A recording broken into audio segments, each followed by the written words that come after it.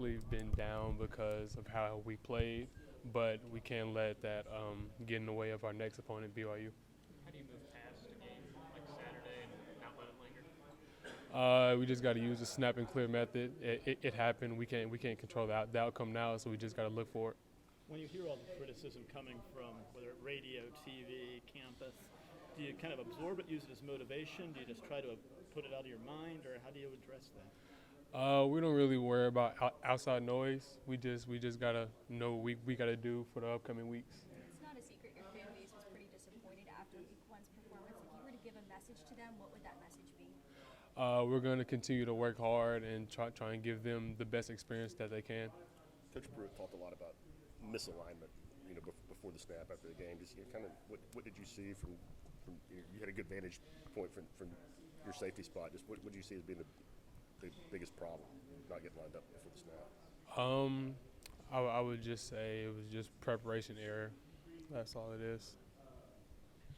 Do you feel like your team was as amped up as they should have been going into week one of the season? I feel we were amped up, but it was just hats off to Georgia State in the way that they played. BYU's kind of coming off a disappointing performance as well. They were playing their arch rival last week and lost. When you have two teams coming off tough losses like this, what does it kind of do for the stakes of this game? I imagine y'all both want to kind of erase what happened a week ago. We still it don't matter what team we're going against. We always sorry when both teams come off losses, we always just find a way to just prepare for the next game and don't worry about what happened last game or who we're playing. Just what's Coach Pruitt's biggest message to you guys been in the last 3 days about moving on and getting better? I would say just work harder and know your assignments and what we have to do to prepare better for the game. What makes y'all believe y'all can kind of turn things around and get the season back to where maybe you expected it would be at the start of the year? I would say we all know that we have the players and coaches to succeed. So we just got to rely on our coaching and then our assignments to push us through. How would you evaluate Sean Schamberger in game one against Georgia State? He played well. Coach Ansley called some calls that put him in position to make plays, but ultimately he just had a good game. What stands out to you about BYU when you look at them on film? I would say their quarterback. He's very fast and very quick, so we're gonna have to put emphasis on that this week. How do you slow someone like that down and kind of contain their athleticism? I would say just having a good pass rush and having good coverage in the back end.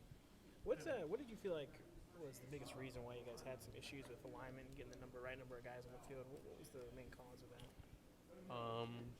I would say it was just us not thinking well, but we can't really dwell on Georgia State too much. How do you kind of fix that going forward? We just gotta know our assignments and our alignments. Coach Pruitt always talks about the 5-thing assignment, alignment, eyes, finish, and all that every week. So we just gotta do better on that.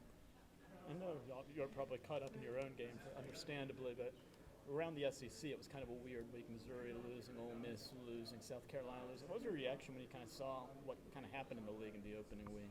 I wasn't really too worried about everybody else. I was kind of, worried about what happened to us and how we're going to get past this. What was that? Take us through that Sunday, coming back to the building after Saturday's performance, and what was kind of the attitude and how did you guys kind of respond that Sunday morning film session?